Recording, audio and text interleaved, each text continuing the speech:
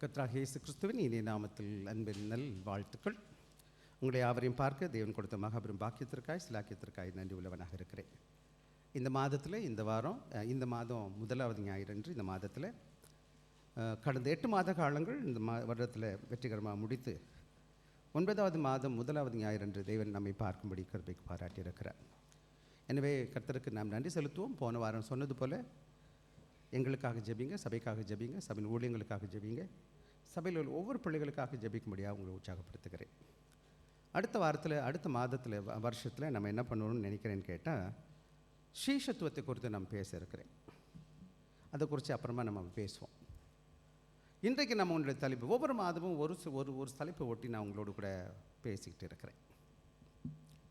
என்னென்ன பேசுகிறேன்னு கேட்டால் ஞாபகம் இருக்குமான்னு எனக்கு தெரியல. தயவுசெய்து அந்த சைடில் எல்லாம் ஸ்லீவ்ஸ் போட்டிருக்கேன். இந்த மாதத்துக்குள்ளே இது இருக்காங்க. ஸோ என்ன கற்றுக்கணும்னு கேட்டிங்கன்னா, நாம் வந்துட்டு அப்படியே போகாதபடி கர்த்தருடைய வேதத்தில் வளர்கிற பிள்ளைகளாய் காணப்பட வேண்டும். விசேஷமாக பள்ளிக்கூடத்தை இன்ஃபார்மல் சர்ச்சுன்னு சொல்லுவாங்க, இன்ஃபார்மல் இன்ஸ்டிடியூஷன் சொல்லுவாங்க. பள்ளிக்கூடத்தை எடுத்துக்கிட்டிங்கன்னா ஃபார்மல் இன்ஸ்டிடியூஷன் சொல்லுவாங்க. பள்ளிக்கூடத்தை போகிற எஜுகேஷன் இண்டஸ்ட்ரி இருக்குது பார்த்தீங்களா, பள்ளிக்கூடம். ஸ்கூல் இருக்குது பார்த்தீங்களா, ஸ்கூல் ஒரு பள்ளிக்கூடம். அதை டீச் பண்ணுறாங்க. அங்கே வந்து கரிக்குலம் இருக்குது, ஒரு லெக்சரர் ஒரு டீச்சர் இருப்பார், அப்புறம் ஒரு ஸ்டூடெண்ட் பாடி இருப்பாங்க. அங்கே ஒரு குறிப்பிட்ட டைமில் என்ன செய்வாங்க, கற்றுக்கொள்வாங்க. சபையும் அப்படி தான். ஒரு இன்ஸ்டிடியூஷன், ஒரு பில்டிங் இருக்குது, ஒரு போதகர் இருக்கார், ஒரு டாப் வேதம் சிலபஸ் இருக்குது, கரிக்குலம் இருக்குது. அதுக்கப்புறம் நம்மெல்லாம் உட்காந்து குறிப்பிட்ட நேரத்தில் கற்றுக்குறோம். அங்கே போனால் சர்டிஃபிகேட் கொடுக்குறாங்க, இங்கே கொடுக்க மாட்டோம். அவ்வளோதான் வித்தியாசம். இங்கேயும் நம்ம நிறைய காரியங்களை கற்றுக்கொள்வோம். உலகம் கற்றுக் கொடுக்காத பல காரியங்களை நம்ம இங்கே சபையில் கற்றுட்ருக்கோம். நம்ம கருத்தாக கற்றுக்கொள்ளணும். இங்கேயும் கடவுளுக்குள்ளே வளரணும். பவுல் சொல்கிறார், இப்போ எபிரேயர் நிருபத்தில் சொல்கிறாங்க, காலத்தை பார்த்தா நீங்களாம் எப்படி இருக்கணுமா, போதகராக இருக்க வேண்டிய நீங்கள் எப்படி இருக்கீங்க, இன்னும் பால் குடிக்கிற குழந்தை போல இருக்கிறீங்க அப்படின்னு சொல்லிட்டு சொல்கிறத நம்ம பார்க்கலாம், கேட்கலாம். எனவே இன்றைக்கி நான் உங்களோடு கூட என்ன செய்ய போகிறேன், ஆண்டவருடைய ஆராதனை குறித்து உங்களோடு கூட பேச போகிறேன்.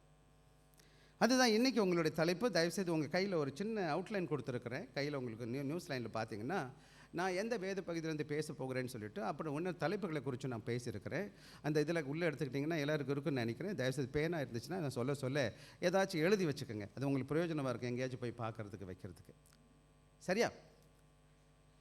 எனவே நீங்கள் நாள் என்ன செய்ய போகிறோம், இன்றைக்கி முக்கியமான ஒரு தலைப்பை நான் உங்களோடு கூட பேச போகிறேன். அதை நீங்கள் கவனமாக கவனிக்க போகிறீங்க. அதுக்கப்புறம் நம்ம என்ன செய்ய கற்றுக்கொள்ள போகிறோம். ஏதாச்சும் கேள்வி இருக்குமென்னா என்கிட்ட வந்து அப்புறமா நீங்கள் பேசி என்ன செய்யுங்க. அதுக்கப்புறம் திருவிருந்து இருக்கிறதுனால பயத்தோட பக்தியோடு உட்காந்துருக்கணும், கற்றுக்கொள்ளணும், ஜபத்தோடையும் காணப்படும். சரியா? சரி, வந்துடுவோம் வழிக்கு. ஆக இன்றைக்கி நம்ம பார்க்கும்போது என்ன பார்க்குறோன்னு கேட்டிங்கன்னா, நமக்கும் ஆண்டவர் ஆராதனை என்பது most sacred act of relationship with God. பல வேளைகளில் நாம் என்ன நினச்சிக்கிட்டு இருக்கிறோன்னா, ஆராதனை என்பது என்னன்னு கேட்டிங்கன்னா, நம்ம ஏதோ காரியத்தை செய்துட்ருக்கோம், ஏன் செய்கிறோம், எதுக்கு செய்கிறோம், எப்படி செய்கிறோன்னு எனக்கு தெரியல.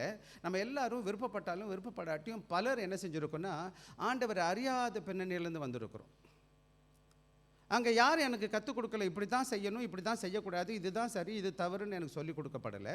அப்புறம் அப்படி இருந்து உள்ளே வந்ததுனால இங்கே என்ன வேணாலும் நான் செய்யலான்னு நான் உட்காந்துட்ருக்கேன். இன்றைக்கி நிறைய சபைகள் என்ன நினைக்கிறாங்கன்னு கேட்டால், என்ன வேணாலும் பண்ணலாம் ஆராதனை என் பேரில் அப்படின்னு நினச்சிட்ருக்காங்க.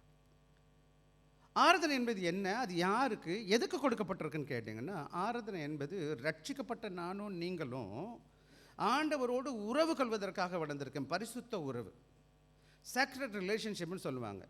அது மாத்திரம் கிடையாது, இது தேவன் எனக்கு கொடுத்த பெரிய கிருபை. இங்கிலீஷ் சொல்ல மீன்ஸ் ஆஃப் கிரேஸ்ன்னு சொல்லுவாங்க. என்னது இது, ஆண்டவரை சந்திப்பதற்கு தேவன் எனக்கு என்ன கொடுத்துருக்கிறார், ஒரு அப்பாயின்மெண்ட் கொடுத்துருக்கிறார். ஒவ்வொரு ஞாயிறு தோறும் ஆண்டோடைய பாதத்தில் வருவதற்கு. நீங்கள் பார்த்துக்க, பிரைம் மினிஸ்டர் ஆஃபீஸ் போனால் விடுவான் நான் பார்க்க, என்னையே விடுவான் நான் பார்க்க முடியுமா? அவருக்கு என்ன வேணும், எனக்கு அப்பாயின்மெண்ட் வேணும். அவர்கிட்ட சொல்லணும், ஐயா நான் அவங்கள பார்க்கணும். அவர் விருப்பப்பட்டால் பார்க்க சொல்லுவார், இல்லைன்னா முடியாதுன்னு சொல்லிடுவார்.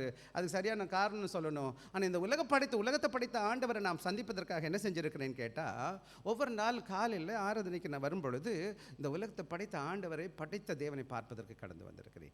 என்னை ரட்சித்த தேவனை பார்க்க வந்திருக்கிறேன். அவரோடு உறவு கொள்வதற்காக வந்திருக்கிறேன். அவரிடத்தில் ஆசீர்வாதத்தை பெற்றுக்கொள்வதற்காக வந்திருக்கேன். அவர் எனக்கு என்ன சொல்ல போகிறார் என்பது கேட்பதற்காக கடந்து வந்திருக்கிறேன். ஆராதனை என்பது ஆண்டவருடைய படைப்பை தவிர, ஆண்டவருடைய அமைப்பை தவிர மனிதனால் கண்டுபிடிக்கப்பட்ட கண்டுபிடிப்பு கிடையாது.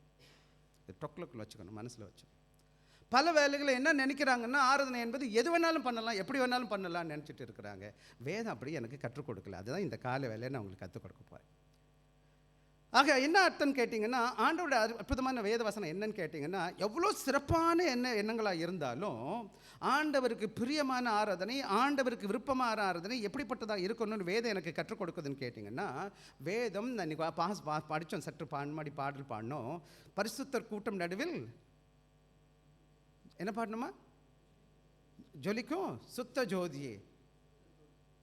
இந்த உலகத்தில் பரிசுத்த பிள்ளைகளாகிய நாம், இந்த உலகத்தில் பாவமான உலகத்திலேருந்து என்னை பீட்டு வந்து சபையில் உட்கார வச்சு, இந்த சபைக்கு பேர் பரிசுத்த திருச்சபை, நாம் எல்லாம் பரிசுத்தவான்களாக மாற்றும்படி கர்த்தர் கொண்டு வந்திருக்கிறார்.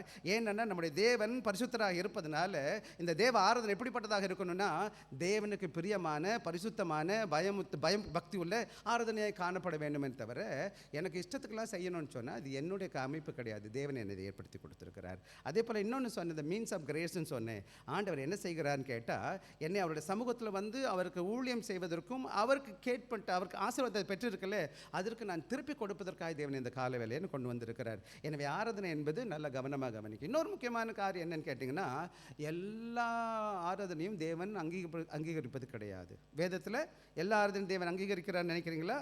இல்லவே இல்லை. அதில் ஒரு பகுதி தான் இன்றைக்கி வாசிக்க போகிறோம். ஆனால் காயினும் ஆபேலும் தேவனுக்கு காரணிக்கு கொண்டு வந்தாங்க.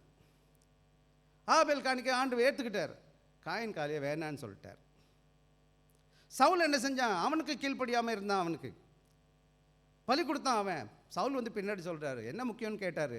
கீழ்ப்படிதல் முக்கியப்பா, அவன் பலி தேவையில்லைப்பா எனக்கு அப்படின்னு சொன்னார். பல வேலைகளை நாம் என்ன செய்கிறோம்? நான் ஆண்டவருக்கு கொடுக்குறேன், ஆண்டவருக்கு செய்கிறேன், ஆனால் ஆண்டவருக்கு அது பிரியமா இல்லை என்பது தான் முக்கியமான காரியம். இன்றைக்கி நான் உங்களோடு கூட பேச போகிற காரியம் என்னன்னு கேட்டிங்கன்னா, ஒரு அருமையான வேத பகுதி நம்ம வாசிச்சிருக்கோம். அடுத்த பகுதி வாசிக்க போகிறீங்க என் கூட. அபக்குக்கு 2வது அதிகாரம் 20வது வசனம் எடுத்தவங்க அந்த சத்தத்தை நிறுத்தி வாசிங்க எனக்கு. அபக்குக்கு 2:20.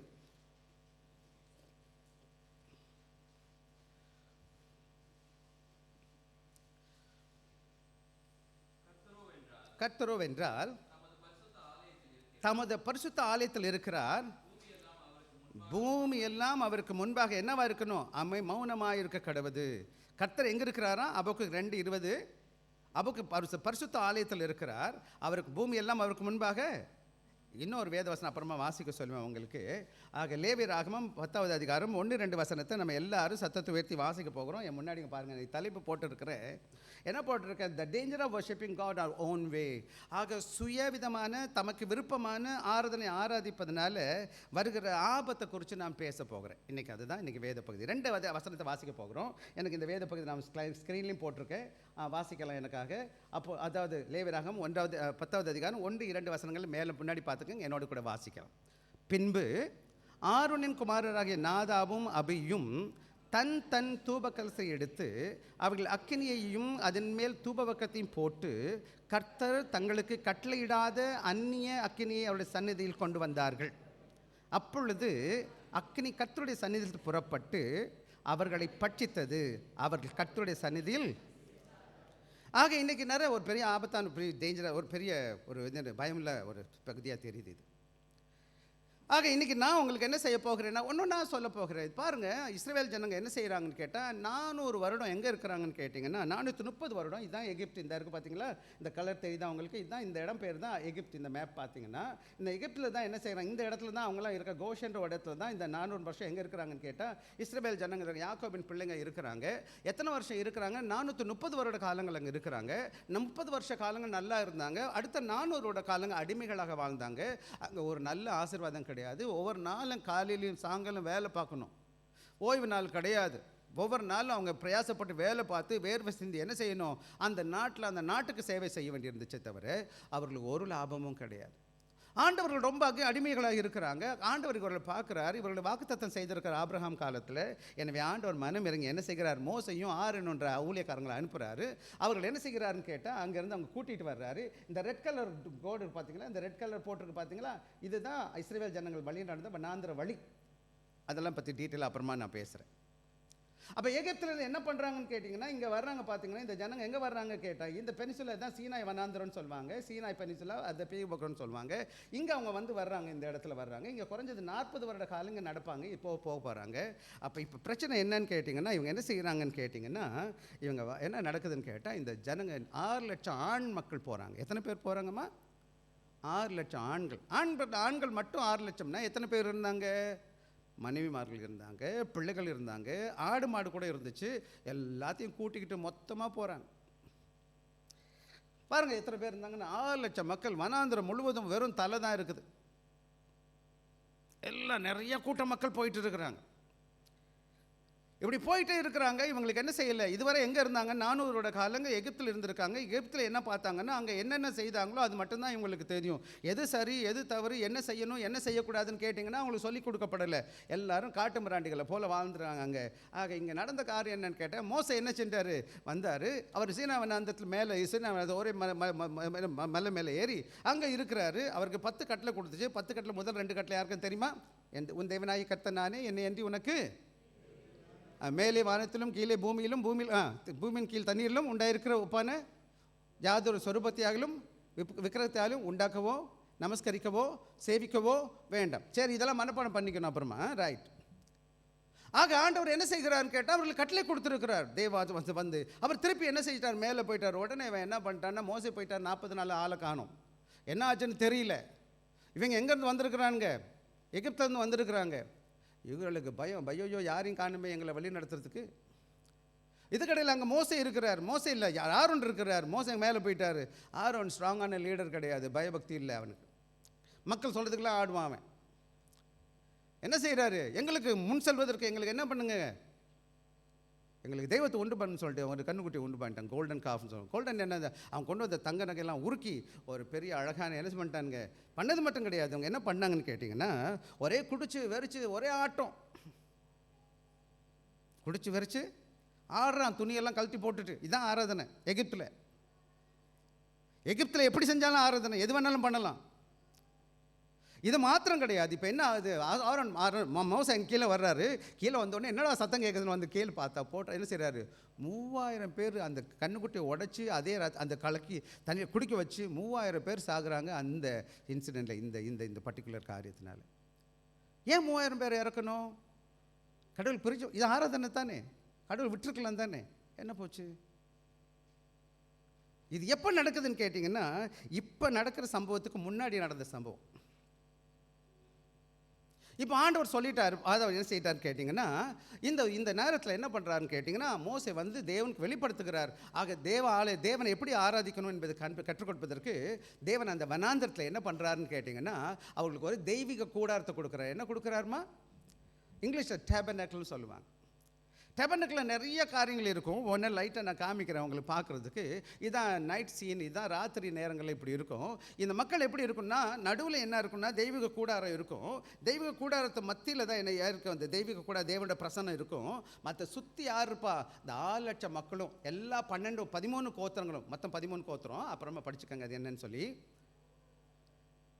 எல்லாரும் என்ன செஞ்சுருப்பாங்க? எல்லாரும் இருப்பாங்க. வேணுங்கண்ணா அதுக்கும் நான் ஒரு படம் போட்டிருக்கேன். இதுதான் ராத்திரியில் சீன் இந்த மாதிரி இருக்கும். இதில் என்னென்ன இருக்குன்னா, 3 விதமான இடம் காணப்படும். முதல்ல இங்கிலீஷ் அவுட்டர் கோர்ட்டுன்னு சொல்லுவாங்க, அல்லது கோர்ட்யார்ட்னு சொல்லுவாங்க. அதை தான் தமிழில் பிரகாரம்னு சொல்லுவோம். இதுக்கப்புறம் 2வது இந்த பகுதி இருக்கும். இதுதான் முன்னாடி இருக்க கோர்ட்டுன்னு கோர்ட்யார்ட்னு சொல்லுவாங்க. இதான் ஹோலி பிளேஸ்ன்னு சொல்லுவாங்க. இது ஹோலி ஆஃப் ஹோலிஸ்ன்னு சொல்லுவாங்க. அப்படின்னா என்ன அர்த்தம்னு கேட்டிங்கன்னா, பிரகாரம் பரிசுத்த ஸ்தலம், இது மகா பரிசுத்த ஸ்தலம். இங்கே ஒரு ஸ்க்ரீன் இருக்கும், இந்த இடத்துல இங்கே ஒன்று இருக்கும். இதில் வந்து எல்லா ஆசாரியர்களும் வரலாம் போகலாம். ஆனால் இதில் என்ன பண்ணுவான்னு கேட்டால், அப்போ என்னது பிரதான ஆசாரியர் வருஷத்துக்கு ஒரு முறை என்ன செய்வார்? எல்லாருடைய பாவத்துக்காக என்ன செய்வார்? பழியை எடுத்து ரத்தத்தை எடுத்து வந்து இந்த இடத்துல என்ன இருக்குன்னு கேட்டிங்கன்னா, என்ன ஆர்க் ஆஃப் த கவனன்ட் சொல்லுவாங்க. அதாவது பிரதான என்ன இருக்குது, உடன்படிக்கை பெட்டி இருக்கும். அந்த உடன்படிக்கை பெட்டியில் என்ன செய்வார்? வருஷத்துக்கு வர அவர் செய்த பாவத்திற்கும் நாட்டு மக்கள் செய்த பாவத்திற்காக ஆண்டட்ட மண்டாடி ஜெபிப்பார். வருஷத்துக்கு ஒரு முறை, டே ஆஃப் அட்டோன்மென்ட் சொல்லுவாங்க. ஆக இந்த காரியத்தை பார்க்கும்போது இப்படி இதுக்குள்ளே எப்படி இருக்குன்னா, முதல்ல நான் சொல்லிட்டேன், இதுதான் பிரகாரம். இந்த இடம் தான் வெளியில் பிரகாரம். இந்த மற்ற காரியங்கள் செய்வதற்கு இங்கே தான் என்ன இருக்குது? இந்த மினோரா, அந்த டேபிள், அந்த சில காரியங்கள்லாம் இருக்கும். இதுதான் என்ன இருக்குன்னு கேட்டிங்கன்னா, அந்த உடன்படிக்கை பெட்டிக்கு, அதாவது ஹோலி ஆஃப் ஹோலிஸ்குள்ளே இருக்கிற அந்த என்னது நம்ம பார்த்தோம், அந்த கேருபின் சேராபின் கூட இது இந்த காரியம். ஆக எல்லாரும் போக முடியுமான்னு கேட்டால் ஆண்டவர் என்ன செஞ்சார்னா, எப்படி தேவனை ஆராதிக்கணும், என்ன பண்ணணும், என்ன பண்ணக்கூடாது. ஏன்னா ஆராதனை என்பது யாருடைய கண்டுபிடிப்பு? ஆண்டவர் உருவாக்கி கொடுத்துருக்கிறார். அவர் எப்படி செய்யணும்னு சொல்லி அழகாக திட்டமாக எல்லாத்தையும் யார் சொல்கிறாரு? ஒவ்வொரு அளவுகோலை கொடுத்து சொல்லியிருக்கிறார். என்ன உடை போடணுங்க பாருங்களேன். இந்த பிரதான ஆசிரியர் ட்ரெஸ்ஸு பாருங்கள். இதான் ஃபைலில் நான் முதலே சொன்னது போல் இது எப்படி இருக்குன்னு பாருங்கள். இதுதான் இந்த இடம், யார் யார் எங்கெங்கே தங்கியிருப்பாங்கன்னு சொல்லி கூட போட்டிருந்துச்சு. ஆக இன்னொரு விதத்தில் சொல்லும் பொழுது தேவனுடைய ஆராதனை தான் மையமாக இருந்துச்சு. ஜனங்க எங்கே மக்கள் வீடு பார்ப்பாங்கன்னு கேட்டிங்கன்னா, ஆண்டவருடைய சமூகத்துக்கு எப்படி ஓடி வர முடியும்? எவ்வளோ தூரத்தில் நினச்சி கேட்டால், தேவாலயம் தான் ரொம்ப தூரமான இடம் இருக்கக்கூடாது, நெருக்கமான இடத்துல அவங்க இருக்க பார்த்தாங்க. இங்கே பாருங்களேன், அவங்க எப்படி வாழ்ந்தாங்க. இதான் தேவாலயம், இதான் பரிசுத்த, அதாவது தெய்வீக கூடாரம். இவங்க இதை சுற்றி இருந்தாங்க எல்லாரும். யார் யார் எங்கே இருப்பா பாருங்கள். 12, 13 கோத்திரத்தை பற்றி பின்னாடி நம்ம பேசுவோம். ஆக இவங்க எல்லாருக்கும் என்ன செய்கிறாங்க? இங்கே கூடி வந்து தங்கி இருக்கிறாங்க. ஆக நானும் நீங்கள் இதான் என்னன்னு கேட்டிங்கன்னா, பிரதான ஆசாரியர், ஒரு ஆசாரியர், பிரதான ஆசாரியர் ஒருத்தர், நிறைய ஆசாரியர்கள் இருப்பாங்க கீழே. ஆனால் ஒரே ஒரு பிரதான ஆசிரியர், அவருக்கு ஸ்பெஷல் ட்ரெஸ் இருந்துச்சு. அவர் என்னென்ன உடை போடணும்னு சொல்லிட்டு 28 அப்போ என்ன யாத்திராங்க 28 போய் வாசிப்பாருங்க. இன்னும் நிறைய வேத பகுதி வாசித்து பாருங்கள். ஆக என்ன நடக்குதுன்னு கேட்டிங்கன்னா, இந்த மக்கள் என்ன செய்கிறார்? தேவன் வனாந்திரங்கிற எகிப்திலேருந்து அடிமைகளாக இருந்தவங்களை வனாந்திரத்தை கூட்டிகிட்டு வந்து, இதுக்கு முன்னாடி ப்ராப்பர் ஆராதனை கிடையாது, கார்ப்பரேட் வர்ஷிப்னு சொல்லுவாங்க, அல்லது எல்லாரும் ஒருங்கிணைக்கப்பட்ட ஆராதனை கிடையாது. அவங்கவுங்க என்ன நினச்சாங்களோ, பழைய பாட்டில் எடுத்துக்கிட்டிங்கன்னா முன்னாடி அவங்க நினச்சதை என்ன செய்வாங்க? பள்ளி கொடுப்பாங்க. எல்லாம் சேர்ந்து வருவாங்களா? சேர்ந்து வருது எங்கே மட்டும்தான் பார்க்க முடியும்னா, ஒரே ஒன்று யோபும் அவன் பிள்ளைங்களும் கூடி வந்தாங்கன்னு பார்க்குறோம். ஆபிரகாம் செய்வார், ஈசாக் மாதிரி செய்வார். அப்படி அவங்க தனித்தனியாக ஆராதிச்சாங்க. ஒன்று கூடி வந்தாங்களான்னு கேட்டால் வேதத்தில் ரெக்கார்டு கிடையாது எனக்கு. இதுதான் முறையாக என்ன செய்ய போகிறாங்க? ஒருங்கிணைப்பட்ட ஆராதனை வரப்போகுது. இந்த ஆராதனையும் கிடையாது, மனிதனுக்கு விருப்பமாக செய்கிறது கிடையாது, ஆண்டவருக்கு பிரியமாக ஆண்டவருடைய சித்தத்தை செய்கிறது தான் இந்த ஆராதனை. அவருடைய கடைசியில் அது பார்த்தீங்கன்னா, இந்த தொங்கலை பார்த்தீங்கன்னா, இந்த தொங்கல் கீழே பார்த்தீங்கன்னா, இந்த தொங்கல் இருக்குல்லையே, அந்த பார்த்தீங்கன்னா போட்டுங்க, இந்த தொங்கல் இப்படி தான் இருக்கும். அதில் 2 காரியம் இருக்கும். ஒன்று மாதுளம் பழம் போல் ஒரு இது பற்றி கேட்டிருப்பாங்க. இதில் பார்த்தீங்கன்னா இங்கே என்ன இருக்குன்னா, மணி இருக்குது பார்த்தீங்களா? கனி, மாதுளம் கனி. இன்னொன்று என்ன இருக்கும்? மணி இருக்கும். ஏன் இந்த மணி கிடிங்கன்னு அடிக்குது? இப்போ கூட சகோதரிகள்லாம் கொலுசு போட்டு ஜெயின்னு ஆடுறாங்களே, எதுக்கு கேட்டிருக்கீங்களா எப்பயாச்சும்? சரி, இங்கே எதுக்குன்னு கேட்டிங்கன்னா, இந்த பிரதான ஆசிரியர் வருஷத்துக்கு ஒரு முறை உள்ளே போகிறாரு பார்த்தீங்களா, மகா பரிசுத்த ஸ்தலத்துக்குள்ளே போகிறாரு பார்த்தீங்களா? அந்த ஐயா போய் கடவுளுக்கு பிரியம் இல்லைன்னா அங்கேயே இறந்துடுவார், செத்து போயிடுவார். செத்து போயிட்டால் யாரும் போனால் அவங்களும் செத்து போயிடுவாங்க. அதனால் என்ன செய்யணும்? அவர் கயிறு கட்டியிருப்பார், கயிறை வச்சு அவர் இழுத்துருவாங்க வெளியில். இந்த சத்தம் நின்று போச்சுன்னா என்ன அர்த்தம்? ஐயா போய் சேர்ந்துட்டாருன்னு அர்த்தம். யார்? பிரதான ஆசிரியர். அதனால் அவர் உடையில் என்ன இருக்கும்னு கேட்டால், அந்த மணியும் கனியும் இருக்கும். இதை பற்றிலாம் நிறைய காரியங்களை நம்ம பேச முடியும். நேரம் தான் பத்தலை. உங்கள் மாதிரி ஆளுங்க வர்றதும் கிடையாது. கற்றுக்குவோம் இன்னொரு நாளைக்கு அதை பற்றி. இதெல்லாம் யாரை பற்றி சொல்லுதுன்னா, இயேசுவை பற்றி சொல்லுது. இதுக்கு நிறையா ரகசியம் இருக்குது, ஆழங்கள் இருக்குது, பின்னாடி நம்ம கற்றுக்கொள்வோம். ஆக இன்றைக்கி என்ன சொல்ல வருகிறேன்னு கேட்டிங்கன்னா, இந்த மணியும் கனியோட நோக்கம் என்னன்னு கேட்டிங்கன்னா, பிரதான ஆசாரியன் தகுதி இல்லாத வழியில் இருப்பான்னு சொன்னால் அவன் மணி நின்று போயிடும், சத்தம் கேட்காது. அப்படின்னா போய் சேர்ந்துட்டான்னு அர்த்தம். ஆக இந்த அருமையான கால வேலையில் நான் சொல்லுகிற காரியம் என்னன்னு கேட்டிங்கன்னா, இங்கே அதை தொடர்ச்சி தான் இன்றைக்கி நம்ம பார்க்க போகிறோம். ஒரு சில காரியங்களை வேகமாக சொல்ல போகிறேன். என்ன நடந்துச்சுன்னு கேட்டிங்கன்னா, சாலோன் இங்கே பார்த்தீங்கன்னா ஆரோனுடைய பிள்ளைங்க இருந்தாங்க. வசனம் வாசிக்கலாம். 1வது வசனத்தை எனக்காக வாசிங்க. பின்பு ஆரோனின் குமாரராகிய நாதாபும் அபியும் தன் தூப கலசத்தை எடுத்து அக்கினியையும் தூப வர்க்கத்தையும்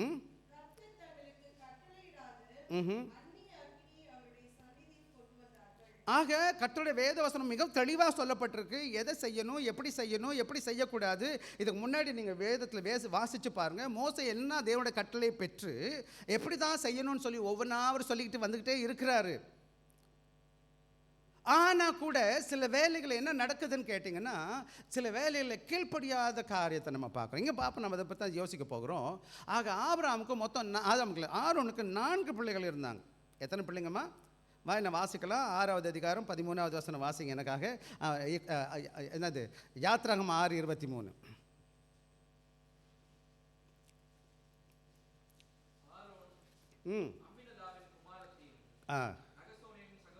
சகோதரிமாகிய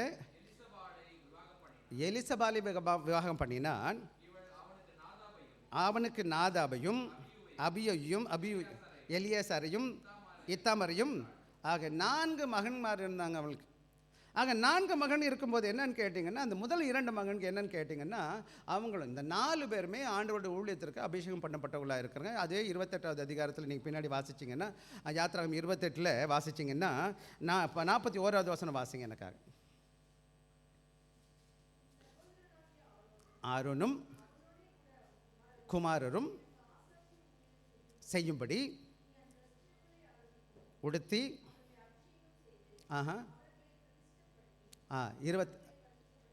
யாத்ராகம் 28வது அதிகாரம் 1வது வசனமும் 41 அந்த முழு அதிகாரம் வாசித்து பாருங்கள். ஆபிரகாம் என்ன செய்த, தேவன் என்ன செய்தார், மோசேயை என்ன செய்தார்னு கேட்டிங்கன்னா, ஆரோனையும் ஆசீர்வதிச்சிருக்கிறார். தேவ ஆசாரி ஊழியத்திற்கு அவன் தான் பிரதான ஆசாரியன். அவனுக்கு அப்புறம் ஊழியம் செய்வதற்கு அவனுக்கு 4 மகன்கள் இருந்தாங்க. அங்கே 4 மகனுக்குள்ளும் அந்த ஆசீர்வாதத்தை கொடுத்தார், அபிஷேகிச்சிருந்தார். அவங்க ஆனால் என்ன எனக்கு நான் மூத்த 2 பேர் என்ன செய்யணும்னு கேட்டால், முதல்ல டேர்ன் அவங்களுக்கு முதல்ல அவன் வாய்ப்பு கொடுத்துருக்கிறார். இப்போ என்ன நடக்குதுன்னு கேட்டிங்கன்னா, இதுதான் 10வது வசனத்தில் முதல் வசனம் 10:1 நம்ம பார்க்குறோம். என்ன பார்க்குறோன்னு கேட்டிங்கன்னா, 4 பேரும் தேவனாலே தெரிந்து கொள்ளப்பட்டவங்களாக இருந்துக்கிறாங்க, அபிஷேகம் பண்ணப்பட்டவங்களாக இருக்கிறாங்க. ஆக இப்போ நம்மளுக்கு நடக்கிற காரியம் என்னன்னு கேட்டிங்கன்னா, நாம் தேவனுடைய ஆராதனை எப்படிப்பட்டதாக எடுத்திருக்கிறோம். இவங்க என்ன செய்கிறாங்க, இந்த 2 பேரும் அண்ணன் தம்பி நாதாபும் அபியும் என்ன பண்ணுறாங்கன்னு கேட்டிங்கன்னா, ஒரு காரியத்தை அவங்க செய்கிறாங்க. என்ன பண்ணுறாங்கன்னு சொல்லி பார்த்தீங்கன்னா, என்ன பார்க்கணுன்னு கேட்டேன். விசேஷமாக இன்றைக்கி நான் இந்த கால வேளையில் சொல்லுகிற காரியம், இந்த நாதாபும் அபியும் என்ன கிடையாதுன்னு கேட்டால், சாதாரண மனிதர்கள் கிடையாது. இன்றைக்கி அவர்கள் தேவனால் தெரிந்து கொள்ளப்பட்ட ஆசாரியர்களாக இருக்கிறாங்க, தேவனுடைய அனுகிரகம் பெற்றவர்களாக இருக்கிறாங்க. ஆனால் பல வேலைகளை நானும் நீங்களும் உட்காந்துருக்கோம். நீங்கள் எனக்கு சொல்கிறது கேட்குது, பாஸ்டர் நான் ஆசாரியம் கிடையாதுன்னு சொல்லி நீங்கள் சொல்லுவீங்கன்னா, பேதுரு என்ன சொல்கிறார், நீங்கள் எப்படிப்பட்ட கூட்டம்னு சொல்கிறாரு, நீங்களோ தேவனால் தெரிந்து கொள்ளப்பட்ட சந்ததியாயும் ஆசரிக ராஜரிக ஆசாரிய. நானும் நீங்களும் யாருமா, ஆண்டவருடைய ஆசாரியர்கள். சொல்லுங்கள் பார்க்கலாம். ஆசாரிய ஊழியம் பண்ணுவதற்கு என்ன தெரிந்திருக்கிறார், அவருக்கு ஊழியம் செய்வதற்கு என்ன தெரிஞ்சிருக்கிறார். அப்போ எப்படி செய்யணும் என்பது தான் ரொம்ப முக்கியம். வலிக்கு வந்துடுவோம். ஆக இவன் என்ன கிடையாது, சாதாரண மனுஷன் கிடையாது. they priest chosen set apart to serve God. அவர்கள் எதற்கு தேவன் ஆராதனை தெரிஞ்சிருக்கிறான்னு கேட்டால், தேவனுக்காக தெரிந்து கொண்டு தேவனுடைய சேவை செய்வதற்காக தேவன் அவர் பிரித்து வச்சிருக்கிறார். இன்னைக்கு சபையில் இருக்கிற ஒவ்வொருவரும் நல்லா மனசில் வச்சுக்கணும், என்னை தேவன் அவருடைய ஊழியத்திற்கென்று தெரிந்து வச்சிருக்கிறார். மற்றவனுக்கும் எனக்கும் வித்தியாசம் இருக்குது. கடவுள் அறிஞ்சவனுக்கும் கடவுள் அறியாதவனுக்கு என்ன இருக்குது, வித்தியாசம் இருக்கா இல்லையா? நான் யாருடைய பகன், யார் என்னை தெரிஞ்சிருக்கிறா, ஆண்டவர். இந்த இஸ்ரவேல் ஜனங்கள் அப்படி தான் தேவன் தெரிஞ்சுக்கிட்டார். அடிமைகளாக வாழ்ந்துருக்கிறாங்க, அடையாளம் தெரியாமல் இருந்திருக்கிறாங்க, அந்நிய தேசத்தில் வாழ்ந்தாங்க. இவங்களை கூட்டிகிட்டு வந்து இவங்களுக்கு அட்ரஸ் கொடுத்து, இவங்களுக்கு பேர் கொடுத்து, இவர்களுக்கு தலைவர்களை கொடுத்து எல்லாத்தையும் சொல்லிக் கொடுத்தா கூட இவர் என்ன பண்ண மாட்டாங்களாம், சில வேலையில் கீழ்ப்படிய மாட்டாங்க. அதுதான் நடந்துச்சு. அது மாத்திரம் கிடையாது, இன்றைக்கி பல வேலைகளில் நம்ம உயர்ந்த ஸ்தானத்தில் இருக்கிறோம், எனக்கு எல்லாம் தெரியும்னு நினச்சிக்கிட்டு நம்ம என்ன பண்ணக்கூடாது, துரிகரமான ஆராதனை செய்யக்கூடாது. நீ யாராக இருந்தாலும் சரி, எவ்வளோ பெரிய ஆளாக இருந்தாலும் சரி, உலகத்தில் ஜிம்மி கார்டன் ஒரு ஊழியக்காரர், பிரசிடென்ட் 39th பிரசிடென்ட் இந்தியாவில், அதாவது அமெரிக்காவில் இருந்தால் 39வது. ஆனால் அவர் தேவாலயத்துக்கு போவார், ஞாயிற்றுப்பள்ளியில் அட்டன் பண்ணுவார். பிரசிடென்ட் தான் பெரிய ஆள், நோபல் பிரைஸ் கூட வாங்கியிருக்கிறாரு. கடைசி வரை ஆண்டோட ஊழியக்காரனாக இருந்தார். வெறும் எளிமையான தாழ்மையான மனுஷனா. பல வேலைகள் நம்ம நினைக்கிறோம் நம்ம பெரிய ஆள், புத்திசாலி, எல்லாம் தெரியும், நான் சர்ச்னா என்ன வேணாலும் பண்ணலாம் அப்படின்னு நினச்சிங்கன்னா தயவுசெய்து நீங்கள் தப்பாக புரிஞ்சுக்கிட்டீங்க. ஆராதனை என்பது உங்களுடைய கண்டுபிடிப்பு கிடையாது. ஆண்டவர் என்னை கண்டுபிடித்து அவர் என்னை கொண்டு வந்திருக்கார். இங்கே சபைக்கு வந்தது யார், நான் விருப்பப்பட்ட, நீங்கள் விருப்பப்பட்டல, அவர் என்னை தெரிந்து கொண்டு அவருடைய பிள்ளையாக மாற்றி என்னை சபைக்கு கொண்டு வந்திருக்கிறார். எனவே தேவன் என்ன செய்வார், God does not, church does not excuse careless or presumptuous worship. நம்ம துணிகரமான ஆராதனை இருக்குது பார்த்தீங்களா, கேர்லெஸ் பார்த்தீங்கன்னா கவன குறைவாக எப்படி வேணாலும் செய்யலான்னு சொல்லி இன்றைக்கி சபைகளில் என்னென்னவோ பண்ணிட்டு உட்காந்துருக்கிறாங்க. ஆண்டவர் மகிமைப்படுத்தப்படலை அன்பான பிள்ளைகளே. ஆக ஊசா வாசிக்கலாம். 2 சாமுவேல் 6வது அதிகாரம் 6, 7 வசனம் எனக்காக வாசி. அவர்கள் இடத்துக்கு வந்தபோது மாடுகள் பெட்டியை அசைத்தபடியினால் கையை நீட்டி அதை பிடித்தான். அப்பொழுது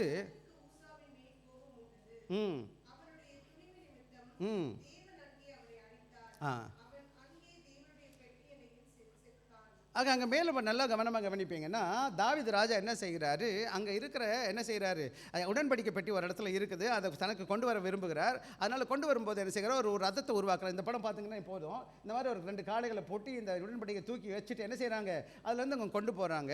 போகிற வழியில் என்ன ஆச்சுன்னு கேட்டால், அந்த மாடு மிரண்டுருது. அப்போ என்ன ஆகுதுன்னு கேட்டிங்கன்னா, அந்த மாட்டு வண்டி ஆட ஆரம்பிக்குது. அந்த மாட்டு வண்டி விழுந்துருன்னு சொல்லிட்டு, அந்த உடன்படிக்கை பெட்டி விழுந்துருன்னு சொல்லிட்டு, இந்த ஊசான ஒருத்தன் என்ன செய்கிறான், அங்கே நிற்கிறான். அவன் விழுந்துடக்கூடாதுன்னு தொடுறான். என்ன செய்யறான், அவன் தொடுறான். தொட்டவுடனே என்ன ஆச்சுன்னு கேட்டிங்கன்னா, அங்கேயே அவன் செத்துறான். அவனோட நோக்கம் நல்லா இருந்துச்சே தவிர, ஆனால் அவன் ஆண்டவருக்கு கீழ்ப்படியலை. ஆக இன்னைக்கு நீங்களும் நான் நினைக்கிறோம், என்னுடைய எண்ணம் நல்லா இருக்கலாம், என்னோட வாஞ்சை நல்லா இருக்கலாம், ஆனால் அந்த ஆண்டவருக்கு பிரியமா என்பது கேட்கணும். ஏன்னு கேட்டிங்கன்னா, உடன்படிக்கை எப்படி தான் தூக்கணும்னு வேதம் சொல்லுது. என்ன செய்யணும்னு கேட்டிங்கன்னா, 2 ராடு இருக்கும், 2 கம்பி இருக்கும். அதில் என்ன செஞ்சுருக்கணும், காட்டுக்குள்ளே கம்பி போட்டு கழுத்தில் தான் தூக்கிட்டு போகணும். மாட்டு வண்டியில் தூக்கிட்டு போகக்கூடாது. அப்படியே கீழே விழுந்தா கூட என்ன செஞ்சுருக்கக்கூடாது, அவன் தொற்றுக்கக்கூடாது. அது வேதம் அப்படி தான் சொல்லுது. இன்றைக்கி நானும் நீங்களும் பவனமாக இருக்கணும். நான் தலைவனாக இருக்கலாம், இல்லை பாரம்பரியம் இருக்கலாம், எனக்கு சுய வாஞ்சை இருக்கலாம். ஆனால் நம்ம நல்லா புரிஞ்சுக்கணும், ஆண்டவருக்கு பிரியமான ஆராதனை என்பது ஆண்டவருக்கு விருப்பமான காரியத்தை செய்யணுமே தவிர, தேவ பயத்தோடையும் அவருக்கு கீழ்ப்படிதலோடு காணப்படணுமே தவிர, என் சுய வாஞ்சையினால் என்ன செய்யக்கூடாது, எனக்கு விருப்பமான தேவ ஆராதனை செய்யக்கூடாது. சபைக்கு வரும்போது நடுக்கத்தோடு, சங்கீதம் 2:8 என்ன சொல்லுது, எப்படி ஆராதிக்கணும், நான் பயத்தோட நடுக்கத்தோட தேவ ஆராதனைக்கு வரணும்.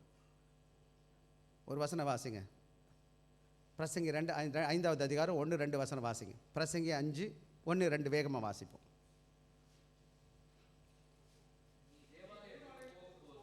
நீ தேவாலயத்துக்கு போகும்போது உன் நடையை காத்துக்கொள்.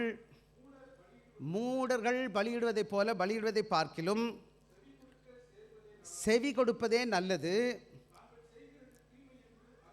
அவர்களுக்கு செய்கிறது என்னன்னு தெரியல. அதாவது பிரசங்கி 5:2 வாசிங்கமா. அடுத்து நீங்கள், தேவ சமூகத்தில் நீ துணிகரமாய் உன் வாயினால் பேசாமலும் மனம் பதறி ஒரு வார்த்தையும் சொல்லாமலும் இரு.